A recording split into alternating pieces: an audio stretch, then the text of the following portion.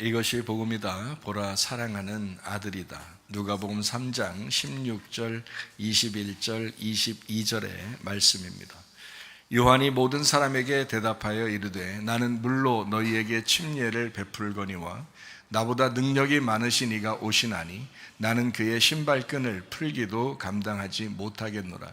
그는 성령과 불로 너희에게 침례를 베푸실 것이요 백성이 다 침례를 받을새 예수도 침례를 받으시고 기도하실 때에 하늘이 열리며 성령이 비둘기 같은 형체로 그의 위에 강림하시더니 하늘로부터 소리가 나기를 너는 내 사랑하는 아들이라 내가 너를 기뻐하노라 하시니라. 아멘.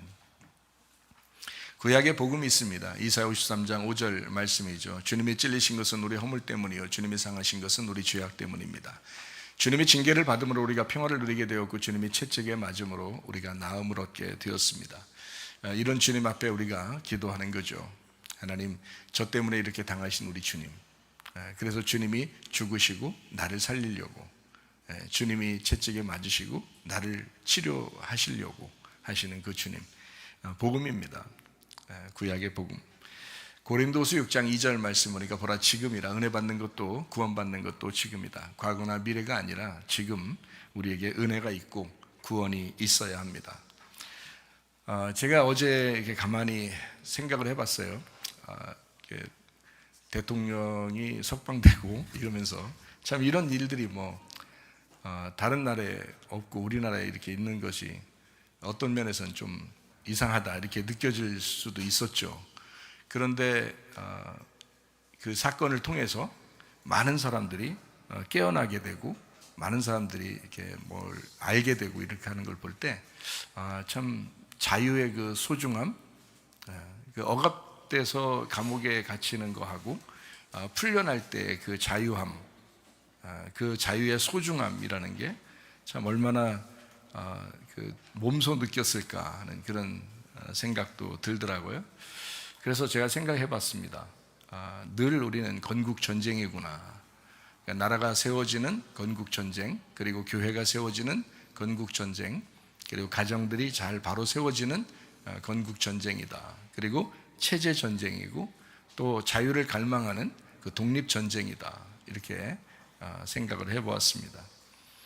자유와 억압이 있습니다. 그럼 우리는 뭘 선택해야 될까? 자유를 선택해야 합니다.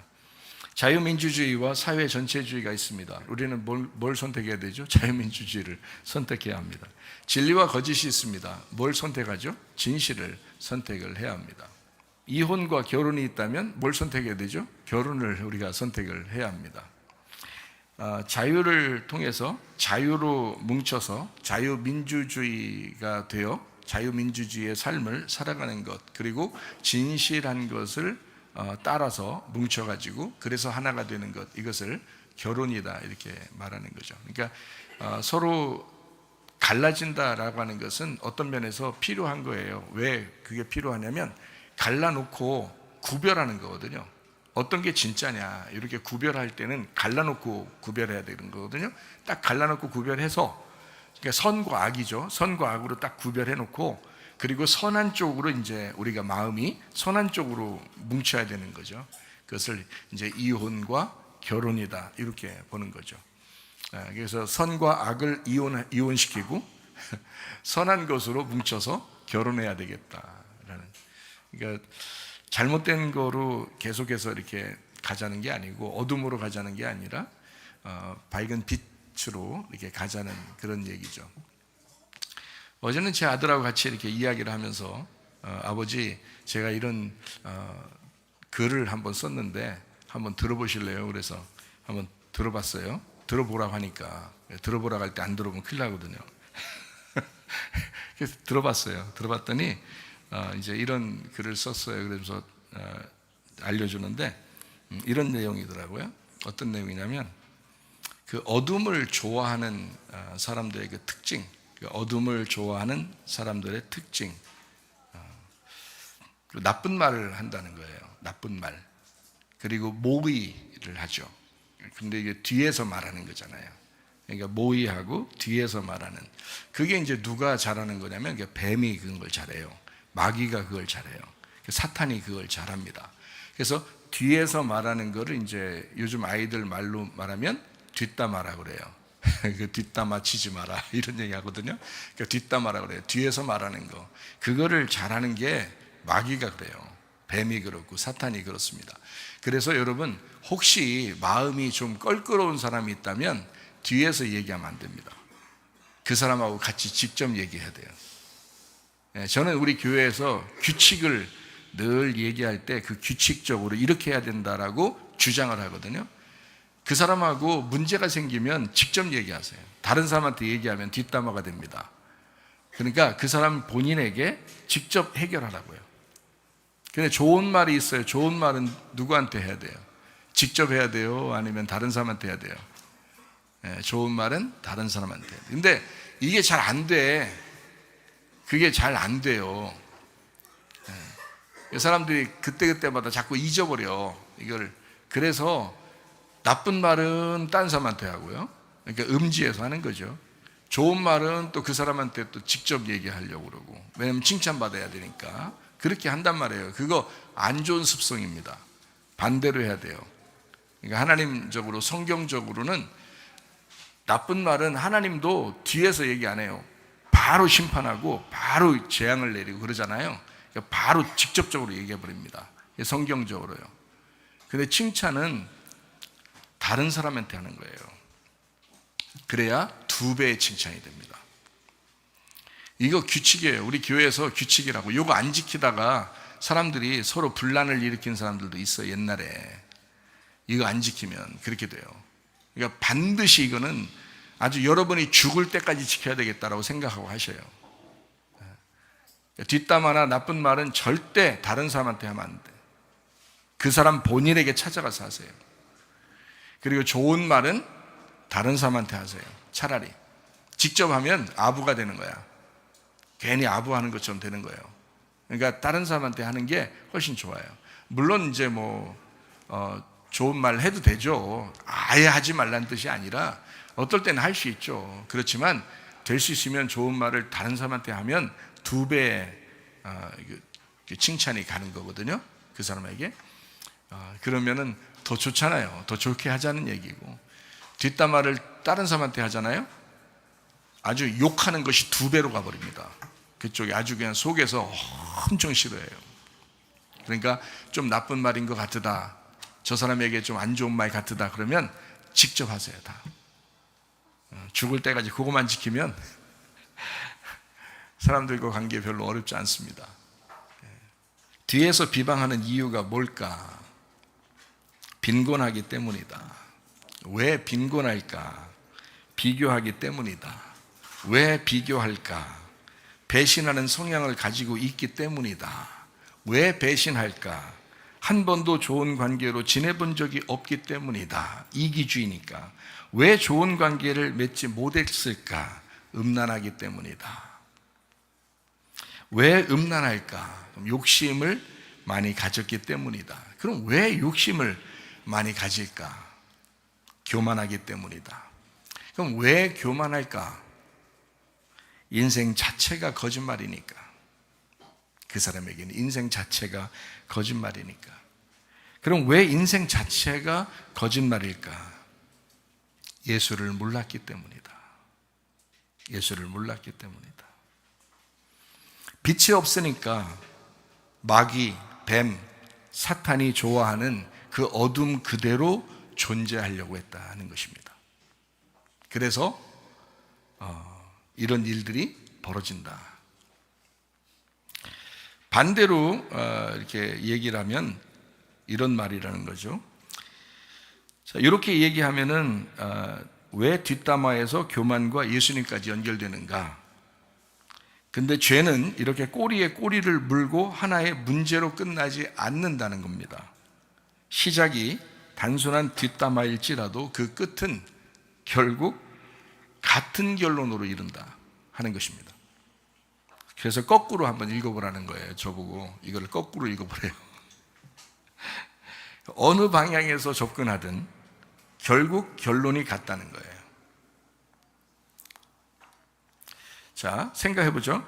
예수를 몰랐기 때문에, 자, 예수를 그러니까 빛이 없으니까 뱀하고 사탄 마귀처럼 어둠이 그대로 존재해요. 그 사람은 예수를 모르는 거예요. 예수를 모르니까 인생 자체가 거짓말이야. 인생 자체가 거짓말이니까 교만한 거야. 교만하니까 욕심을 부려. 욕심을 부리니까 음란해. 음란하니까 이기적이고 좋은 관계를 맺을 수가 없어요. 좋은 관계를 맺을 수가 없으니까 배신하는 거야. 배신하니까 비교하는 성향을 가지고 있는 거예요. 그러니까 빈곤해지죠. 삶이 빈곤해져. 그 사람은 뒤에서 뒷담하고 다닌다. 이렇게 되는 거죠. 그러니까 어둠을 좋아하는 특징으로 살아가게 된다. 똑같은 말이잖아요. 이게 거꾸로 읽으니까 똑같은 말이에요. 그러니까 앞으로 읽든 뒤로 읽든 어둠은 여전히 어둠이다. 여러분 가만히 생각해 보세요. 배신을 한다. 누가 여러분도 배신 당해본 적 있으면 아마 알 텐데요. 배신을 당해보면요 굉장히 씁쓸하거든요. 배신당한다 그러면 굉장히 씁쓸해요. 그럴 때 우리가 생각을 해봐요. 우리는 배신자예요. 하나님 앞에 배신자인데 하나님이 얼마나 씁쓸했을까. 이런 생각을 해봐요. 우리가 씁쓸한 것보다 얼마나 더 씁쓸했을까. 이제 그런 생각을 해보죠. 하나님이 우리를 창조하시고 우리한테 좋은 것을 다 주고 싶어 하셨는데 하나님을 배신했어요. 하나님이 얼마나 씁쓸하셨을까 하는 생각을 가지면서 배신감이 느껴지거들랑 주님을 생각하면서 용서하기로 시작하세요. 자꾸 용서를 하기 시작하세요. 여러분, 용서가 진정한 사랑이에요. 용서가. 주님도 우리를 용서했잖아요. 그래서 이 땅의 배신자들을 위해서 십자가 못 박혀 돌아가시면서 우리를 다 용서하신 주님이잖아요. 그 주님을 우리가 믿었다면 용서하죠. 예수님을 진짜 모르니까 어둠 가운데 계속 사는 거지. 예수를 믿었다면 빛으로 다시 드러나게 되죠. 그래서 용서하게 됩니다. 사람이요, 기회가 주어졌으니까 배신하게 되는 거예요. 기회가 주어지지 않으면 배신하지 않습니다. 그러면 사람들 누구나 배신할 수 있었다는 거예요. 근데 기회가 주어지지 않았기 때문입니다. 여러분이 마귀라고 생각해봐요. 여러분이 뱀이라고 생각해봐요. 인류 최초의 하와도 아담도 뱀이 딱 등장을 해서 넘어뜨리니까 그냥 넘어지잖아요. 우리보다 아담과 하와가 머리가 얼마나 좋았겠어요. 완전하게 만들어졌을 거 아닙니까? 그렇게 능력 있는 자들도 뱀이 와서 넘어뜨리니까 그냥 넘어지잖아요. 다시 말하면 뱀, 마귀, 사탄이 오면 여러분 누구나 넘어집니다. 그럴 기회가 많이 안 찾아왔기 때문에 그런 거예요.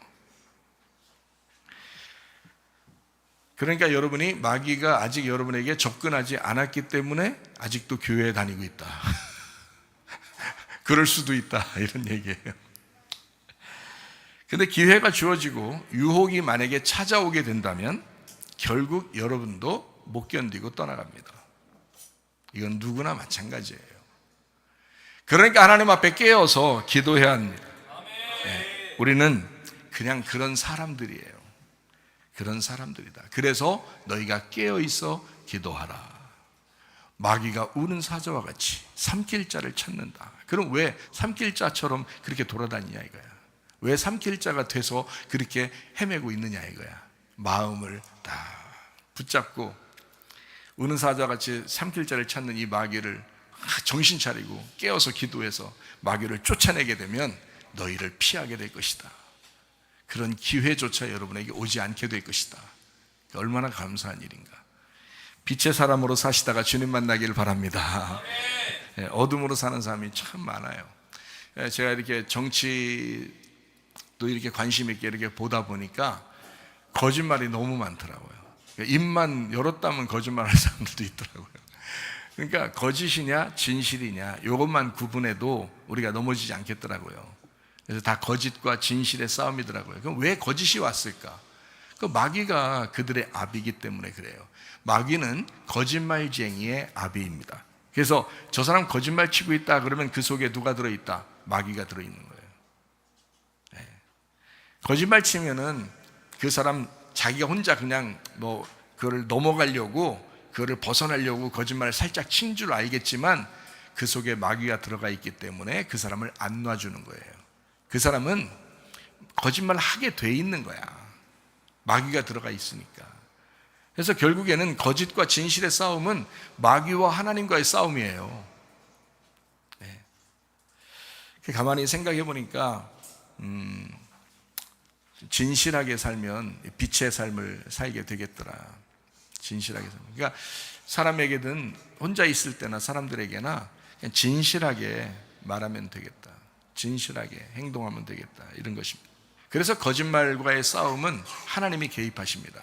저는 이번에 그 사건들을 이렇게 보면서요, 대통령이 이렇게 석방되고 뭐 이렇게 했잖아요. 사실 석방되는 판결 이런 걸 보니까 죄가 없었던 거예요. 그냥 그렇게 감옥에 집어넣고 싶어서 넣은 것 같아요. 그런데 이분이 이제 나오면서 이렇게 우리가 제가 이렇게 보니까 엄청 막 늠름하더라고요. 용감하고, 의연하고, 막 자신감에 넘치고 막 이러더라고요. 참 보기 좋았습니다. 야, 저래야지. 대통령은 저래야지. 왜냐면 대통령이 막 희죽해가지고 막 자기 고생했다고 표시내고 막 이렇게 하면 그 의지하고 싶은 마음이 별로 없잖아요. 근데 참 그 눈에는 막 좀 이렇게 슬픈 기색이 있었어요. 이게 뭔가 그리고 좀 감사한 기색, 미안한 기색, 뭐 이런 것들이 막 눈에는 분명히 그 눈빛이 있어요.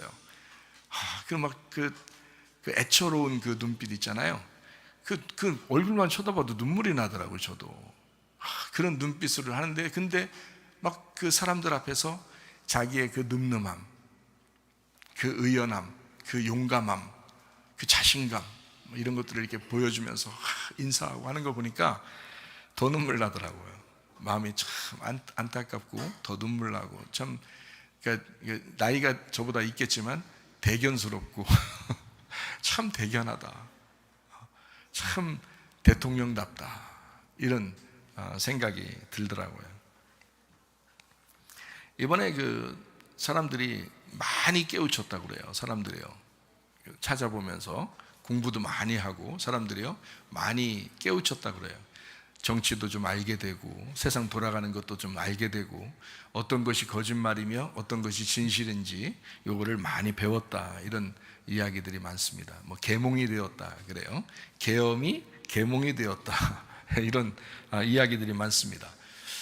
기독교인들 중심으로 이 모든 일들이 이루어지고 있었습니다.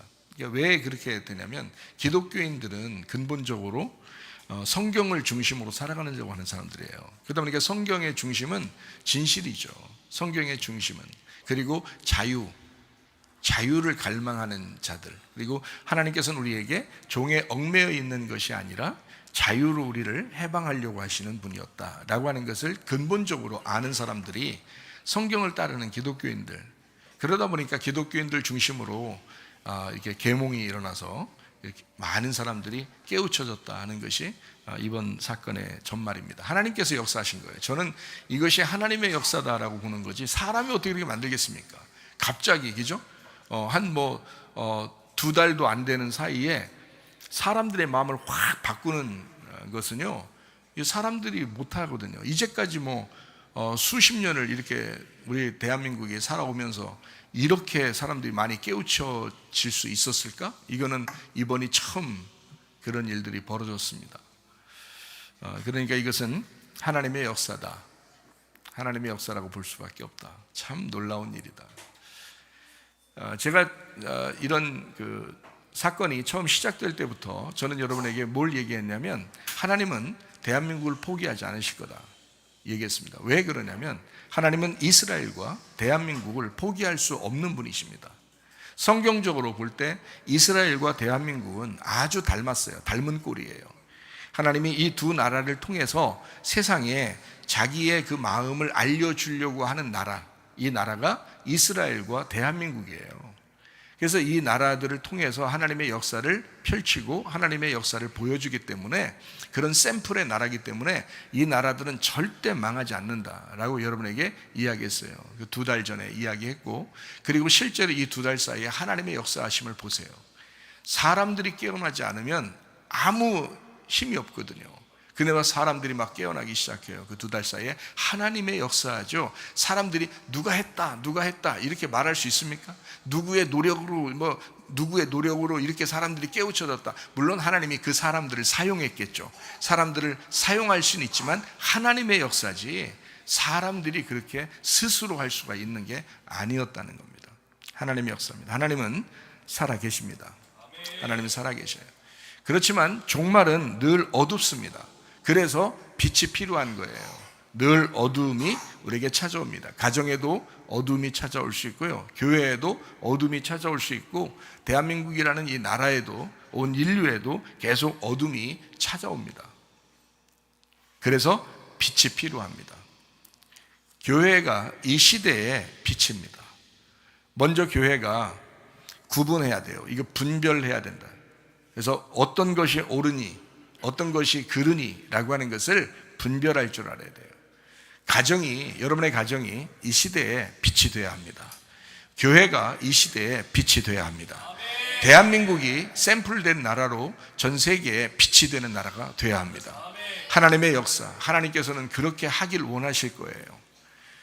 그런데 많은 사람들이 아마 어둠이 계속 방해할 것입니다. 그럼에도 불구하고 빛이라고 하는 하나님은 우리의 편에 있을 것이고, 우리가 또 하나님의 편에 있을 때 빛의 삶을 살아가게 될 것입니다. 성경 요한계시록에 보면 7교회가 나오는데 7교회를 뭘로 표현했냐면 7등잔대라고 표현했습니다. 왜 등잔대라고 표현하면 교회가 빛이 되어야 하기 때문에, 등잔이 되어야 되기 때문에. 등대가 없으면 어두운 세상이거든요. 성막에 있는 등대라고 하는 것은 이 등대를 켜지 않으면 성막, 성전이 창문이 없거든요. 창문이 없으니까 들어가면 무조건 어둡게 돼 있어요. 딱 막혀 있어서. 그런데 거기에 등잔대를 켜면 빛이 나는 거죠. 마찬가지로 교회가 등잔대예요. 이 시대의 등잔대. 그러면 전 인류가 교회를 바라보면서 빛을 발견하고 그 자기의 주변의 삶을 발견하는 거거든요. 그것이 교회가 하는 역할들입니다. 교회가 너무 어둡게 살았어요. 교회가 빛의 역할을 하지 못하고 어둡게 살았어요. 그러니까 세상이 혼란한 거예요. 여러분, 교회가 교회다운 빛의 삶을 살았다면 그러면 세상은 그냥 질서정연하게 살아갔을 거예요. 코스모스, 지구, 이 땅, 이것이 코스모스예요. 세상, 이 세상이 그렇게 질서 있게 살아갔을 거예요. 근데 교회가 교회다운 일들을 하지 못하면 계속 어둠 가운데 무질서하게 계속 혼란한 가운데 살아갈 수밖에 없는 거라고요, 세상이. 그러니까 이 타락한 세상에서 교회가 다시 빛의 역할을 다하면 그러면 다시 그 빛으로 모이게 될 것이고 그 빛을 보면서 자기를 발견하게 될 것입니다. 그러면 세상이 다시 밝아지게 된다. 이것을 건국 전쟁이라 그런다. 제가 말하는 건 나라를 세우는 건국 전쟁이다. 자유를 갈망하는 독립 전쟁이다. 그리고 우리의 사상을 다시 세우는, 바로 세우는 체제 전쟁이다. 사상 전쟁이다 라고 여러분에게 감히 말씀을 하는 것입니다. 이혼과 결혼이 있다고 그랬습니다. 지난번에도 얘기했죠. 이혼과 결혼. 뭐와 이혼할 것이냐? 자유와 억압이 있으면 둘이 이혼을 해야 합니다. 자유민주주의와 사회 전체주의가 있으면 둘이 이혼을 해야 합니다. 진리와 거짓이 있으면 이것은 둘이 이혼을 해야 합니다. 이혼을 선택하셔야 된다는 거예요. 그 다음에 결혼해야 합니다. 어떻게 결혼했냐? 자유로 뭉쳐서 결혼해야 된다. 자유민주주의로 뭉쳐서 결혼해야 된다. 거짓과 진리가 있으면 진리로 뭉쳐서 다시 결혼해야 된다라고 하는 것이 결혼입니다. 이혼과 결혼을 잘 알자. 자, 우리의 삶에서 구원이라고 하는 것이 3단계로 우리가 설명을 들었죠. 구원이라고 하는 건 영의 구원과 영혼의 구원, 혼의 구원과 몸의 구원 이렇게 했죠. 자, 영의 구원은 뭘 통해서 오죠? 십자가의 죽음을 통해서 영의 구원이 왔습니다. 혼의 구원이라는 건 어떻게 와요? 우리의 삶의 예배의 삶에서 우리의 혼의 구원, 날마다 죽는다, 날마다 구원받는다, 날마다 회개한다, 이렇게 살아가고 있는 거죠. 거룩해져 간다는 거죠.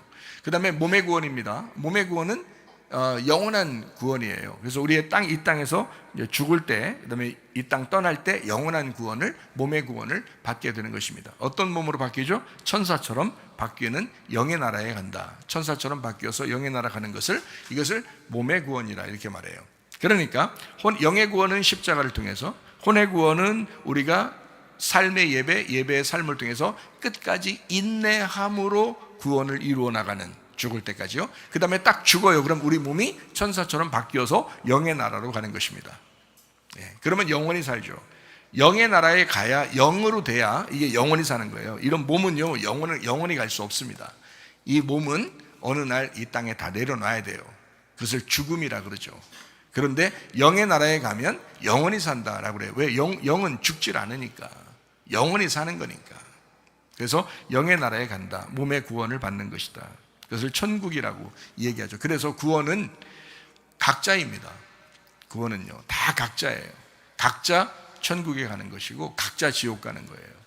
그러니까 여러분 정말 사랑하는 자녀가 있다면 천국을 같이 가시면 좋겠습니다. 정말 사랑하는 아내와 남편이 있다면 같이 천국 갔으면 좋겠습니다.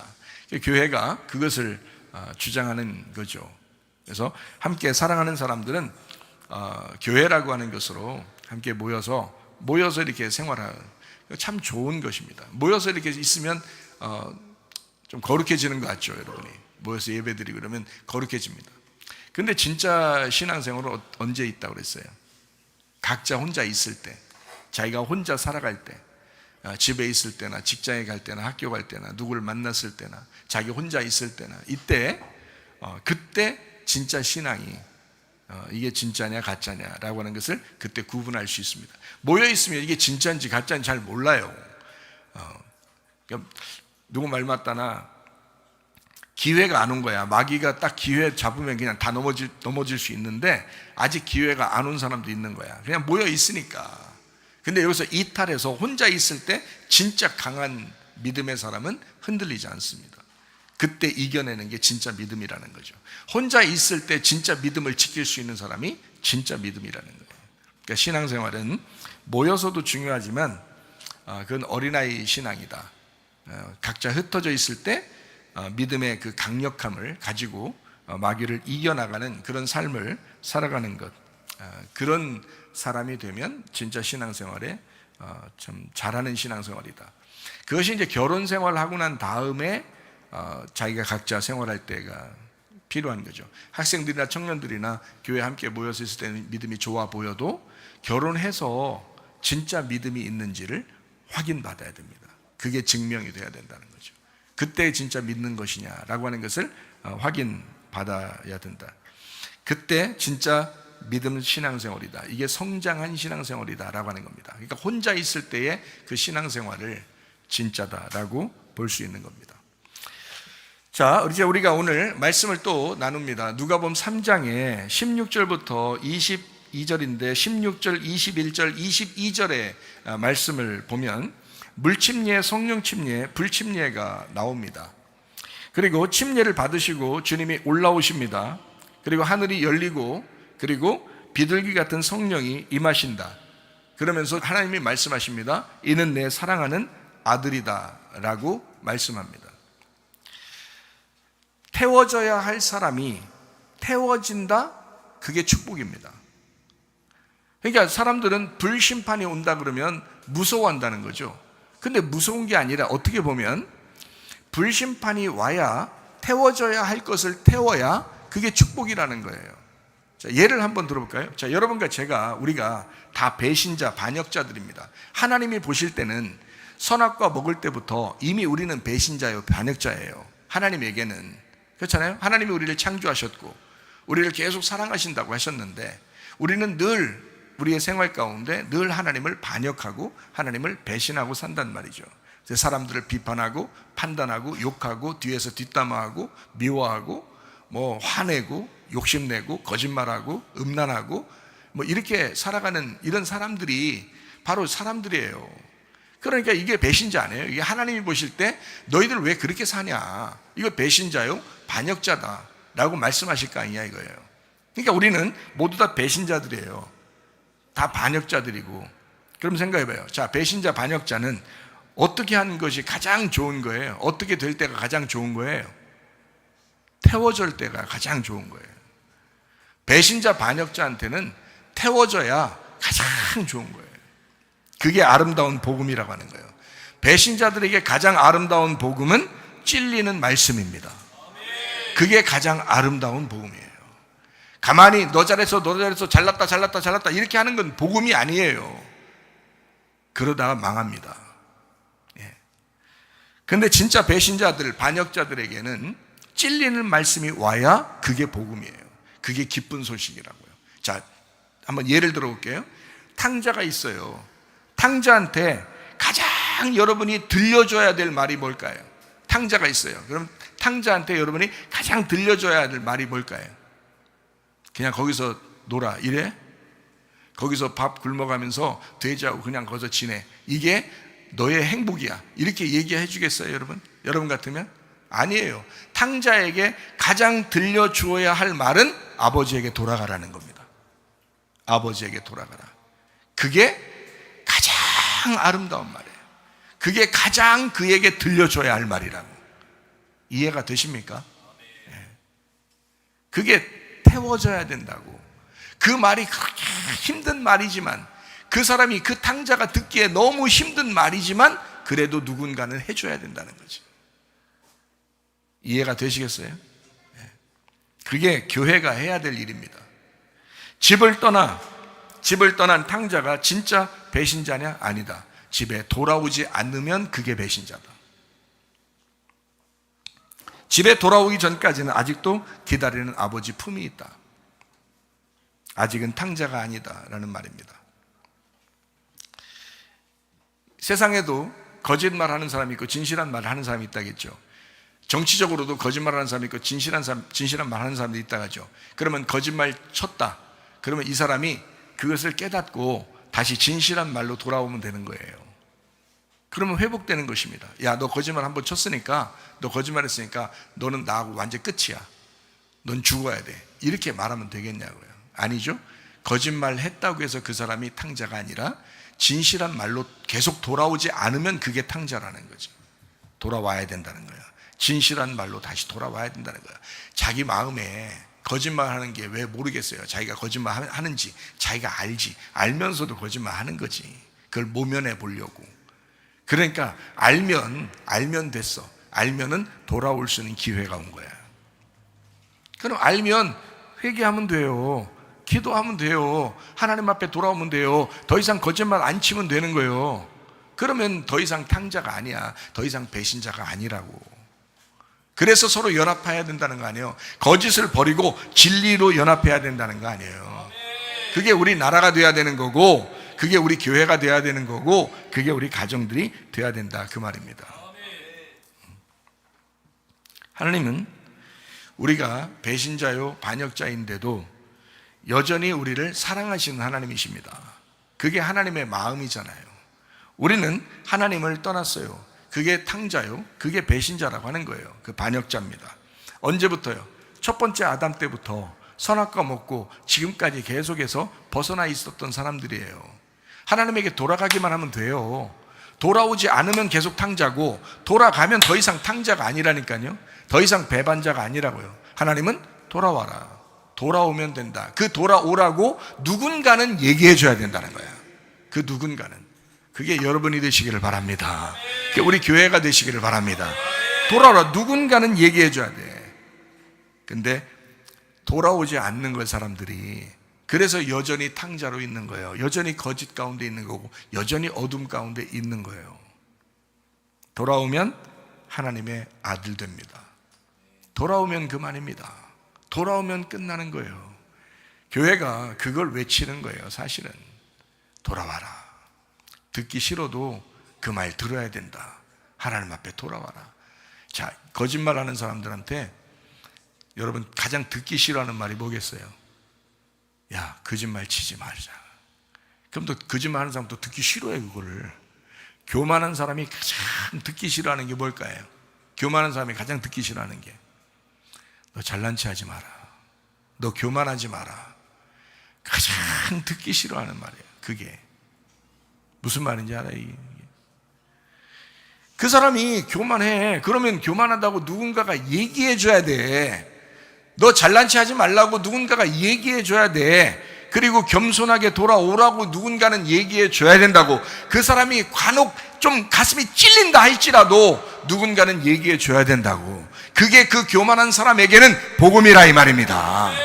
이해가 되겠어요? 돌아오지 않는 탕자에게 돌아와라, 아버지에게 돌아가야 된다 라고 얘기해 주는 사람이 필요하다는 겁니다. 그게 교회예요. 어둠 가운데 거하여 살아가는 사람들에게 교회가 너 빛으로 돌아와야 한다, 더 이상 어둠으로 살면 안 된다, 더 이상 거짓으로 살면 안 된다, 빛으로 돌아와야 된다라고 누군가는 얘기해 줘야 된다.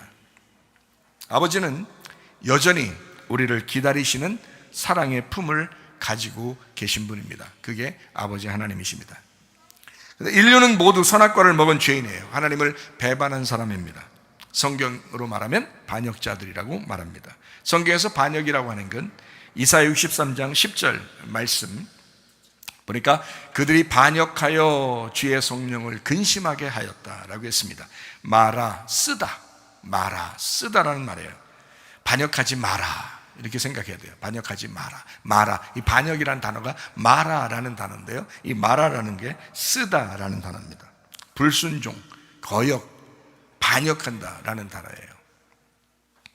다니엘서 9장 5절에도 말합니다. 우리는 이미 범죄하여 패역하며 행악하며 반역하여 주의 법도와 규례를 떠났다라고 말씀합니다. 여기 마라드, 반역한다라는 말씀입니다. 여러분과 제가 진짜 그리스도의 사람으로 살아가느냐? 자, 우리는 반역자가 더 이상 되지 않고 진실한 사람으로 돌아와야 된다. 나라도 그렇고요, 정치도 그렇고 다른 거 이렇게 세상 돌아가는 거 보니까 다 그래요. 아, 거짓과 진리의 싸움이구나, 거짓과 진실의 싸움이구나. 자, 말씀을 정리합니다. 요한은 물침례를 주는 사람입니다. 요한은 물침례를 주는 사람이에요. 누가복음 3장에 나와 있는 이런 얘기죠. 누가복음 3장에 16절을 한번 우리가 보게 되면 요한이 뭐 하는 사람이다라고 나오죠? 물침례를 하는 사람이에요. 요한은 얘기해요. 자기는 물로 침례를 주는 자이다 라고 말을 해요. 물침례라고 하는 것은 왜 있느냐? 그 육의 구원입니다. 다시 말하면 육신으로 네가 살고 있잖아, 너 지금 땅의 운명으로 살아가고 있잖아, 그거 벗어내야 돼 라고 표시해 주는 거예요. 이게 구원이 아니라 표시해 주는 거라고요. 물침례나 물세례라고 하는 것은 그거를 표시해서 너 이렇게 해야 이제 살아야 돼 라는 걸 알려주는 것을 물침례라고 그러거든요. 결혼식과 똑같아요. 결혼식 하면 결혼하면 영원히 똑같이 사랑해야 되잖아요. 근데 그러지 않죠. 중간중간 싸우고 이혼하고 막 별거하고 각방 쓰고 막 이러잖아요. 그게 왜 그러냐면 결혼이라고 하는, 결혼식이라는 게 의식이거든요. 의식. 물침례도 의식입니다. 의식, 물침례, 물세례도 의식인데 그 의식을 해요. 행사를 한단 말이에요. 그 형식, 행사를 치르는데 그것을 진짜로 알고 끝까지 가면 좋은데 진짜 이게 진짜가 아니라 결혼 생활이 진짜거든요. 그래서 물침례는 필요한데 그게 영원한 구원은 아니라는 겁니다. 그래서 요한이 하는 얘기가 이거예요. 나는 너희들에게 구원을 줄 수는 없어. 물침례를 줄 뿐이야. 다시 말하면 너희들을 이렇게 좀 혼을 씻어주고 그냥 육의 어떤 너희들 육신으로부터 벗어나야 된다라고 하는 그 구원을 알려줄 뿐이다 라고 이야기하는 겁니다. 물침례는 죄사함을 목적으로 하는 그런 침례를 물침례라고 그래요. 죄사함을 목적으로 하는, 죄사함 받기 하기 위해서 주는 의식이라는 얘기입니다. 물침례, 물세례. 그런데 주님은 어떤 침례를 주셔요? 주님은요, 성령 침례를 주시고 불침례를 주시는 분입니다. 이게 진짜 구원이에요. 그러니까 예수님은 진짜 구원을 주시기 위해서 성령 침례와 불침례를 주시는 분이다. 그렇죠? 요한이 구원 주는 게 아닙니다. 요한은 알려주는 거예요. 그냥 결혼식 합니다, 결혼식이 이루어졌습니다 이렇게 선포하는 그런 정도예요. 근데 진짜 살아가는 건 누가 살아가요? 자기가 직접 살아가야 되잖아요. 신랑 신부가 직접 살아가야 되잖아요. 마찬가지로 성령 침례와 불침례를 통해서 우리가 직접 살아가는 이것이 구원이란 말이에요. 불침례라고 하는 것은 혼을 심판해서 혼의 구원을 위해서 정화시키는 목적을 가지고 있습니다. 그러니까 태우는 거죠. 정화시킨다 이 말입니다. 혼의 구원을 위해서 정화시킨다. 그러니까 예수님은 두 가지를 같이 하죠. 하나는 성령 침례, 하나는 불침례라는 거죠. 그러니까 불침례가 왜 필요하냐? 너 정화시키려고, 너 깨끗하게. 근데 요한은 물로써 침례나 세례를 주는데 예수님은 그렇지 않아요. 예수님은 불로써 침례나 세례를 준다는 거지. 목적이 뭐예요? 물은 씻는 거지만 불은 태워버리는 거예요. 사라져버리는 거죠. 물은 씻어도 있잖아요, 그대로. 그죠? 물은 물건을 씻어도 그 물건이 그대로 있잖아요. 근데 태워버리면 사라져버려요. 이해가 됩니까? 예수님은 와가지고 여러분의 혼의 상태를 태워버리기를 원하신다는 거예요. 과거의 삶을, 너 땅의 운명을, 너 옛날의 그 육신적인 그 삶을, 그 육신의 열매를 태워버리고 싶은 거야. 그게 불침례예요. 그게 혼의 구원을 위해서 반드시 필요하다는 겁니다. 탕자에게 너 탕자야 라고 가슴을 찢어주는 겁니다. 그렇게 말하는 것이 혼의 침례, 불의 침례예요. 그게 불침례입니다. 성령 침례는 뭐냐면 영의 구원을 위해서입니다. 성령 침례는 영의 구원을 위해서 천국의 계시를 목적으로 주는 것을 성령 침례라고 합니다. 그러니까 불침례와 성령 침례는 예수님이 주는 거죠. 요한이 줄 수가 없습니다. 자, 쉽게 얘기해서 요거죠. 자, 농사를 합니다. 그러면 여러분 농사해가지고 다 창고에 들어가요? 아니면 태울 건 태우고 알곡만 들어가요? 태울 건 태우고 알곡만 들어가죠. 그래서 쭉정이를 태우는 걸 불침례라고 그러고요. 그리고 알곡을 창고에 집어넣는 것을 성령 침례라 그렇게 말하는 겁니다. 자, 무슨 말인지 알겠죠? 이거 주님이 하시는 얘기입니다. 여러분 속에 쭉정이가 있고 알곡이 있다는 거예요. 여러분이 다 나쁘다는 게 아니에요. 예수님을 믿는 마음도 있고요. 그래도 하나님 앞에 회개하는 마음도 있고요. 그래도 다른 사람을 용서하고 싶은 마음도 있고 사랑하고 싶은 마음도 있고 그래도 잘 한번 해보겠다는 마음도 있고 주님에게 대한 열심도 있고 또 교회에 대해서 중심으로 살아봐야 되겠다 이런 마음도 있고 좋은 점들이 왜 없겠어요? 있죠. 그 알곡된 마음들이 있다고 여러분 속에. 그것은 하늘나라 성령 침례로 하늘나라 창고에 쌓아지게 하기 위해서 여러분이 나쁜 생각들이 있다고요. 나쁜 열매들이 있단 말입니다. 육신의 정욕들이 있다는 거예요. 음란하고 거짓말하고 속에 좀 그래도 막 탐욕을 가지고 교만하고 막 화내고 막 용서하지 못하고 미워하고 막 이런 것들 있잖아요. 이 속에 그런 것들을 태워야죠. 그냥 같이 가지고 갈 수는 없단 말입니다. 하나님 나라에 갈 때는 이것은 반드시 갈라서 한쪽을 태워버려야 된다는 거야. 그러니까 쭉정이와 알곡은 두 개가 있으면 이걸 동시에 추수하시는 분이 주님인데 이 두 개를 같이 가지고서 하나를 태우고 하나를 가지고 간다는 거야. 이게 주님께서 하시는 불침례와 성령 침례예요. 이것을 주님이 하시겠다라고 하는 것입니다. 그래서 누가복음 3장 17절 말씀에 이렇게 말하고 있죠. 손에 키를 들고 자기의 타작마당을 정하게 하사 알곡은 모아 곳간에 들이고 쭉정이는 꺼지지 않는 불에 태우시리라 이렇게 했죠. 이게 누가복음 3장 16절에 있는 내용을 얘기한 거예요. 누가복음 3장 16절의 내용이 뭐예요? 예수님은 불로서 침례 주고 성령으로 침례 준다라고 얘기했잖아요. 그리고 3장 17절에 뭐라고 해요? 쭉정이는 불에 태우고 알곡은 모아 창고에 들어가게 될 것이다 라고 얘기하잖아요. 그러니까 주님은 그렇게 하시는 분이다, 그렇게 심판하시는 분이다 라고 말씀하는 겁니다. 자, 예수님도 침례를 받으셨습니다. 예수님이 침례를 받으시면서 올라오실 때 하늘이 열립니다. 그리고 비둘기 같은 성령이 임하십니다. 그리고 하늘을 위해서 그 하늘의 위에서 하늘에서 말씀합니다. 하나님께서 뭐라고 말씀하셔요? 이는 내 사랑하는 아들이요 이렇게 말합니다. 이는 내 사랑하는 아들이요 내 기뻐하는 사람. 하나님의 아들, 아버지의 사역을 시작할 수 있는 나이가 되었다. 이제 아버지의 사역을 시작하게 되었다. 이는 내 사랑하는 아들이요. 땅에서 우리가 하늘이라고 생각하던 우리 마음이 찢어지면 우리 자신과 우리의 생각과 우리의 자아가 깨지게 되면 진짜 하늘이신 하나님이 말씀하실 것입니다. 이것이 누가복음 3장 21절 22절의 내용이에요. 백성이 다 침례를 받을세 예수도 침례를 받으시고 기도하실 때에 하늘이 열리며 했죠. 성령이 비둘기 같은 형체로 그의 위에 강림하시더니 하늘로부터 소리가 나기를 너는 내 사랑하는 아들이라 내가 너를 기뻐하노라 하시니라 라고 했습니다. 자, 하늘이 몇 개 나와요? 2개 나오잖아요. 자, 하늘이 열리며 그리고 또 하늘에서 말씀하신다.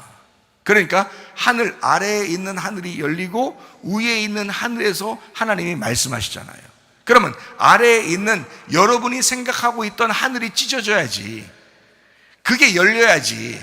여러분이 생각하고 있던, 여러분이 최고라고 생각하고 있던, 여러분이 알고 있던 지식, 여러분이 알고 있던 최고라고 하는 여러분의 성격, 여러분이 알고 있던 그래도 나는 나야 라고 생각하던 그런 하늘이 깨져야 된다고. 그게 열려야 된다고. 그러면 그 위에서 하나님께서 말씀하신다고. 너는 내 사랑하는 아들이다 이렇게 말한다고. 하늘이 찢어져야 그 위에 있는 하늘에서 말씀하시는 거다. 진짜 하늘이신 하나님이 말씀하실 때는 보라 사랑하는 아들이다. 너의 하늘이 찢어지고 그 위에 있는 하늘이 말해야 한다. 찢어져야 건국전쟁이 일어납니다. 찢어져야 자유를 갈망하는 독립전쟁이 승리하는 것입니다. 찢어져야 체제 사상 전쟁이 끝나는 것입니다. 찢어져야 그게 독립운동이고, 찢어져야 체제 사상 전쟁이고, 찢어져야 건국전쟁이야.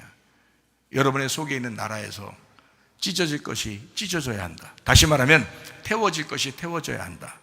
그리고 여러분의 속에서 알곡이 모아지고 하늘나라에 들어가야 된다.